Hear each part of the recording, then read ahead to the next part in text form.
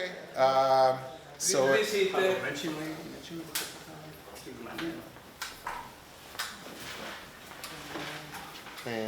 Okay, hello everyone, once again.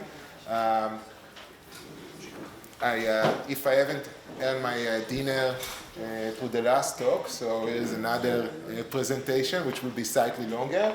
This is a joint project with Professor Lucian Bebchuk and with Roberto Talarita from Harvard Law School. Lucian is also here and will participate in the Q&A. And the name of the project is Stakeholder Capitalism in the Time of COVID. So in the past few years, there is an increasing support for stakeholder governance, and by stakeholder governance, we mean the view that corporate leaders should be encouraged to use their discretion to serve the interests of stakeholders and not just shareholder value maximization.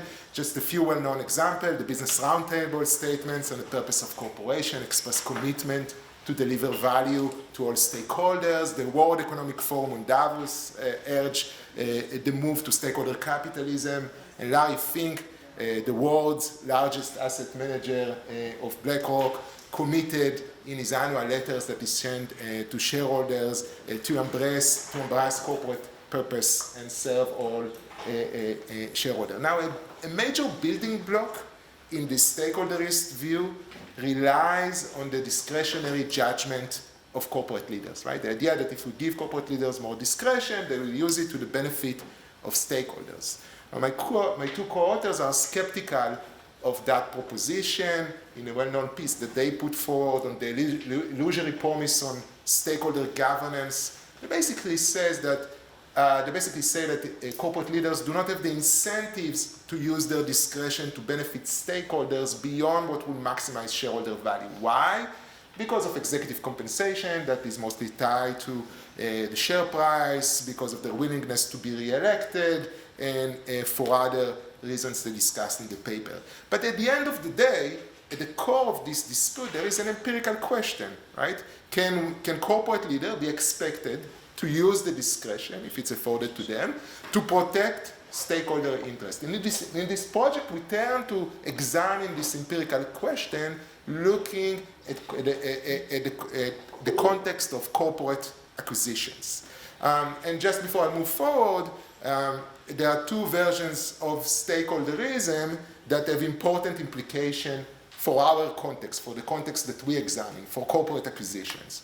So one version of the stakeholderism, the pluralistic, the purpose-based stakeholderism, that has been advocated by Colin Meyer, that just presented, basically says that corporations should give independent weight to stakeholder interest because it serves an important element of the corporate purpose. And under this view, when a corporation is acquired, the pie should be distributed to the benefit of all stakeholders and thereby advancing the corporate purpose.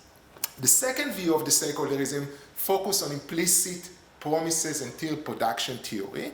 Here is the idea that corporations should protect stakeholders because the success of the corporation is a product of a team effort and depends on the ex-ante willingness of stakeholders, such as employees, to invest in the corporation in the first place.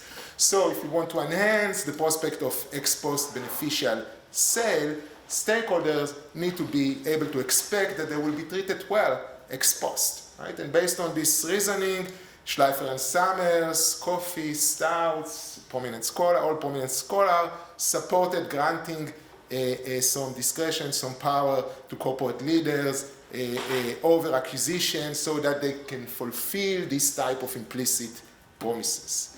So the question, do corporate leaders pay attention to stakeholder interest in acquisitions? That's the major question we examine in this project.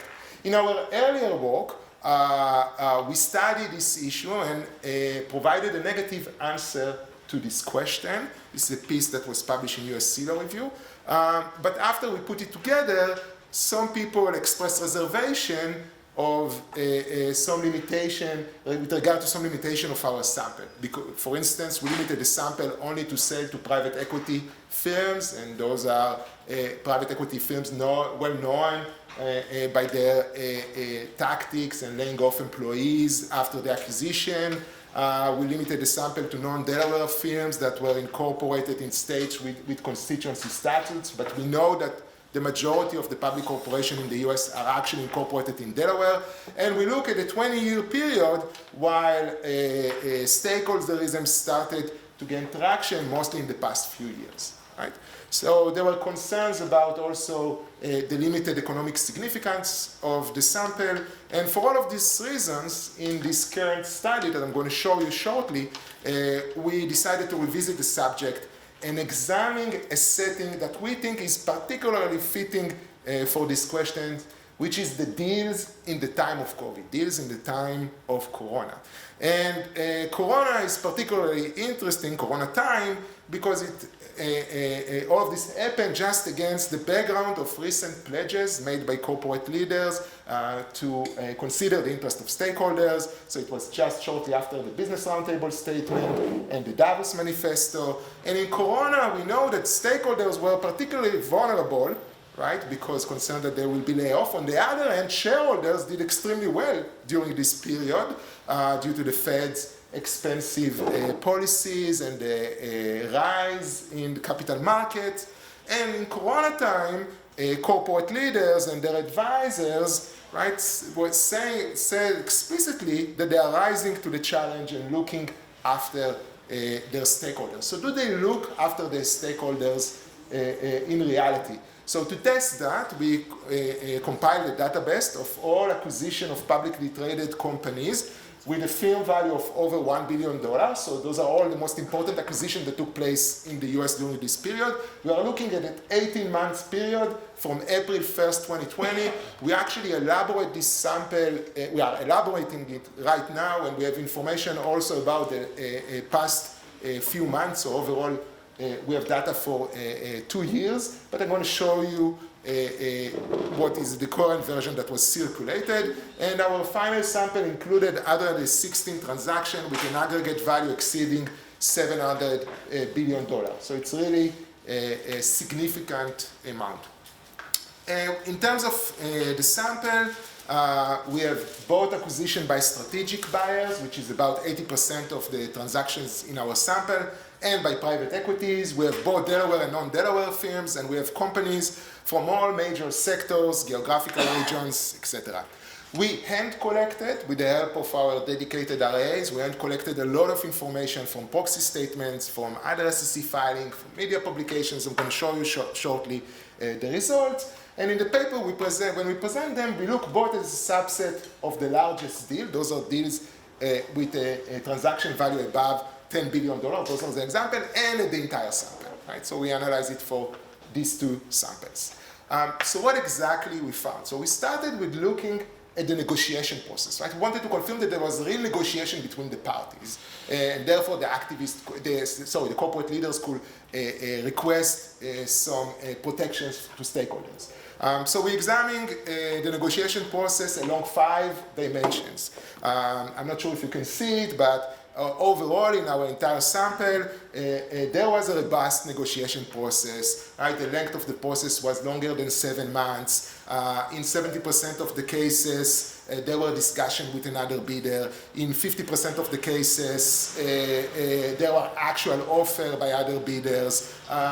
In the overwhelming majority of the cases, there were multiple offers by the buyer, which led to increase in the price, in the offer price. We also noticed that there were a lot of deal protection devices in those deals, which is the usual one, no shop, no talk, board obligation to recommend the transactions. All of these happened in 97% of the cases. There was termination fee in 95% of the cases. And deal protection are important because they make it more difficult for another potential buyer, right, to emerge. And therefore, it increased the freedom of the target corporate leaders to negotiate deal terms that provide some benefits to employees and other stakeholders.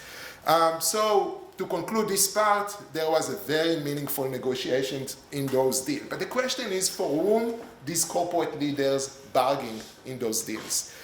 So we start with shareholders, and as you can imagine, they bargain for a very nice premium to shareholders. On average, the premium was 34% in all transactions in our deal. with a monetary gain for shareholders exceeding $1.4 billion. That's on average.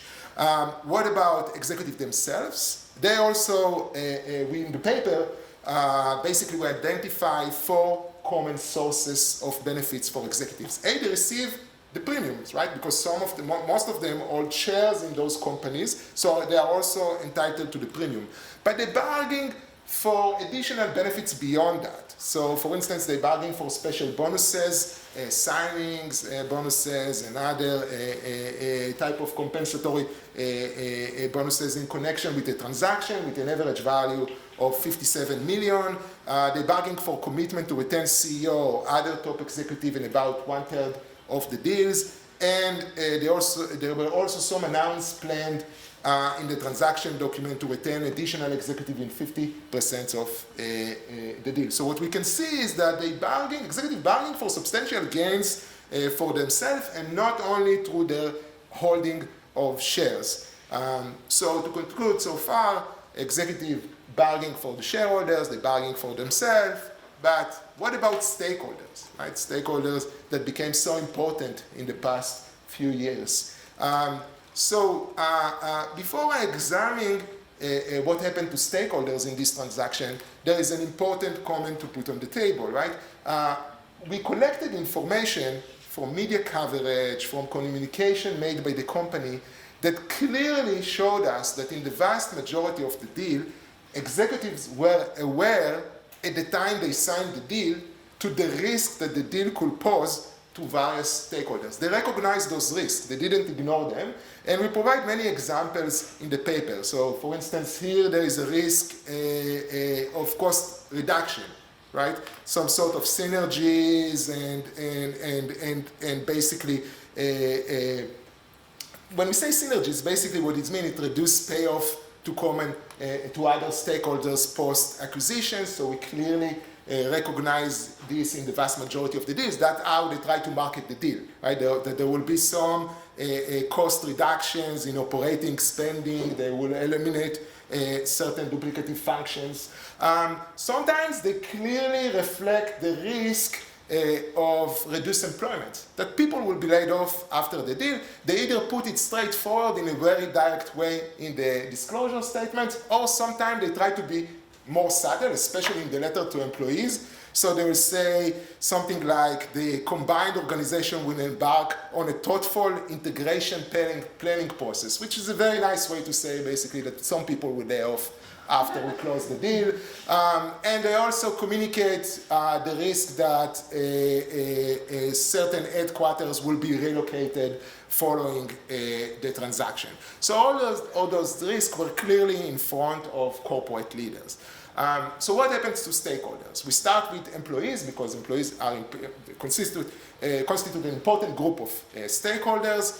And the bottom line is that corporate leaders made very little use of their bargaining power that I just described you to negotiate protections to employees, right? In 96% of the deal, they didn't negotiate any constraint on the ability of the buyer to lay off employee. Now, you can say maybe the buyers are unwilling to tie their hands, but at least they could negotiate for certain compensation for these employees that are going to be laid off, but they didn't negotiate for any of these issues in 100% of the cases. They didn't negotiate even for symbolic compensation. You can think about golden watch, iPad, whatever, nothing.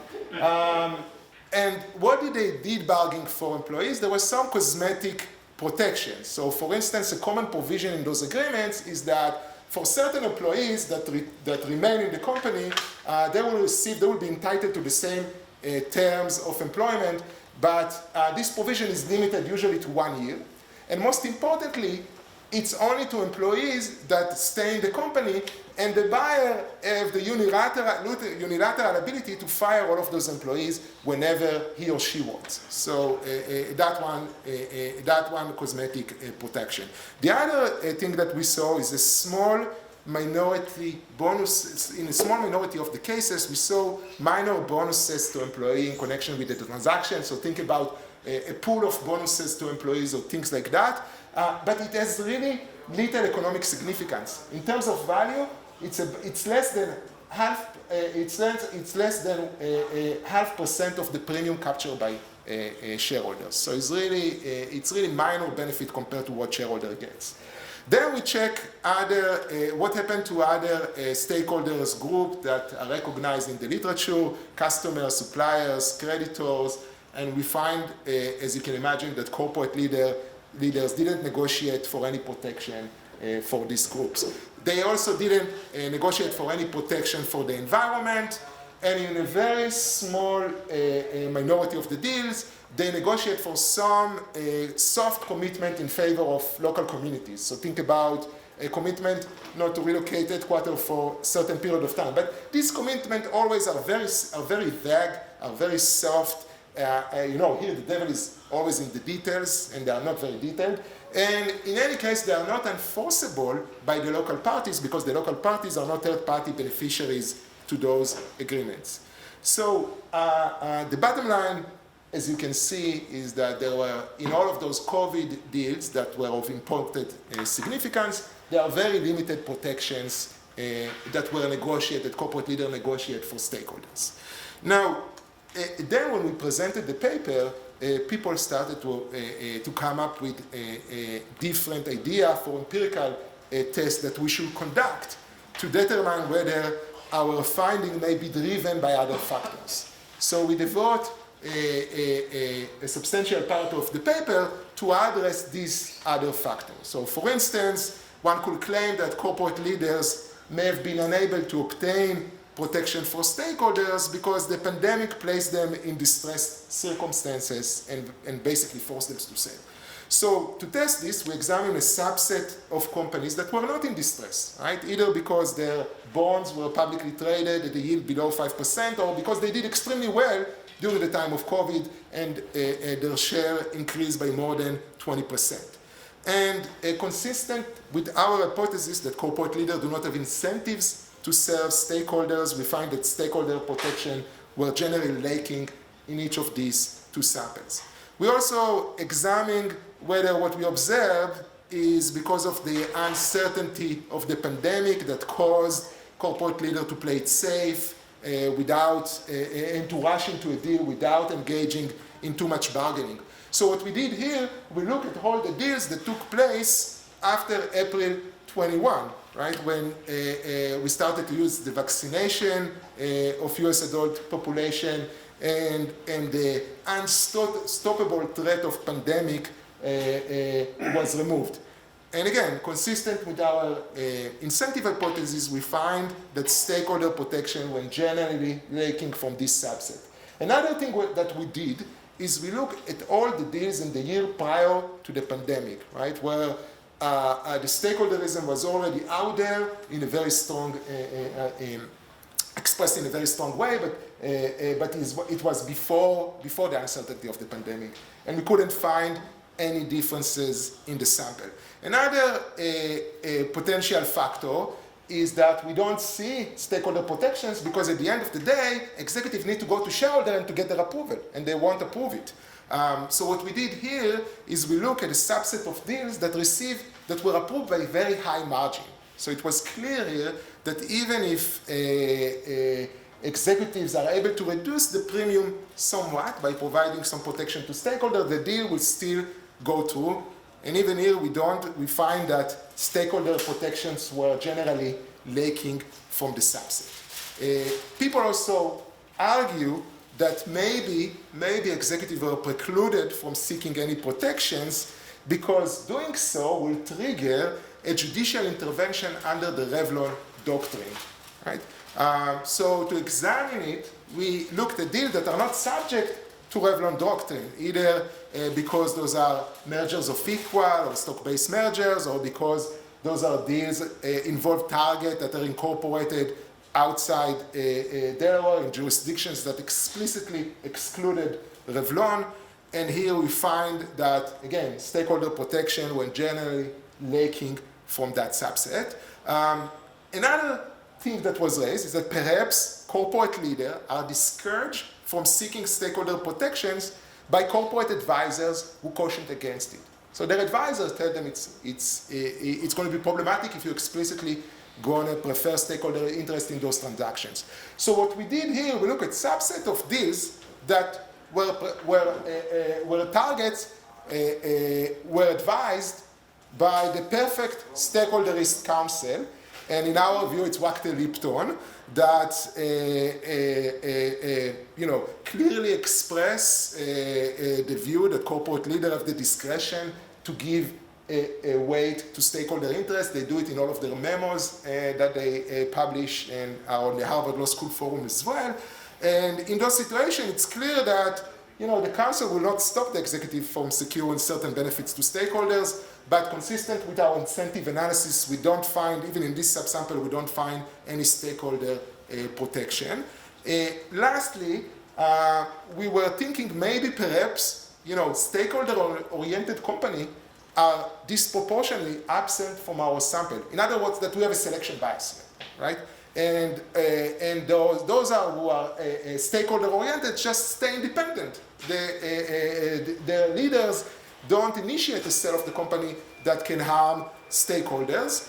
So what we did here, we test a subset of targets in our sample that receive relatively high ESG rating as reflected by above average ranking regarding the treatments of employees. So targets that by general metrics treat employees very well, and we collected it from various resources, including Just Capital database and employment impact data.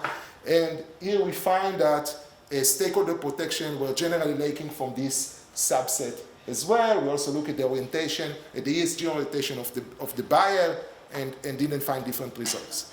So this really brings us back to the question, why did corporate leaders not bargain for stakeholders in the time of COVID? We looked at, as you noticed, we looked at many potential explanations, and in our view, the likely driver is that the incentives are not there, right? That leader incentives are not to benefit stakeholders beyond what would serve shareholder value and their own interests.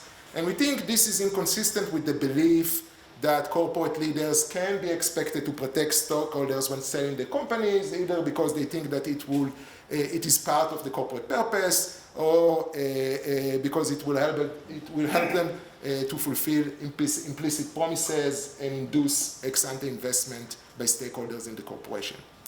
The last part of the paper, we turn to examine potential objections to our setting in general, and to our conclusions. And as you can see, we don't believe that these objections refute our main conclusion. So one type of this example, of these objections, for example, right? People could say that stakeholder protections among deal terms, we don't see those stakeholder protections among deal terms because it's really inefficient for buyers to tie their hand post deals, right? It's not flexible. In other words, buyers will not agree to do that, right? They don't agree to any constraint post deals. But here what we can say is that even if buyers do not agree to this type of constraints of laying off employees, they can agree at least to compensation, and because they don't mind, at the end of the day, they put a dollar value on the deal, so they can agree to compensation or some sort of other payment to laying off employees. So they agree to a different allocation of the surplus within the sale, and we don't, that's why we don't think it's a strong objection. Another potential excuse is that what we are looking at is unconventional, right? I mean, what we have is inertia among deal designers. This is how they do those deals for years. And basically, we are looking for something that is not conventional, and that's why we don't find anything. But again, we don't think that this is a very persuasive argument. Why? Because this is an area with high-level and hard-working advisors. They are constantly engaged in legal innovations, in legal designs.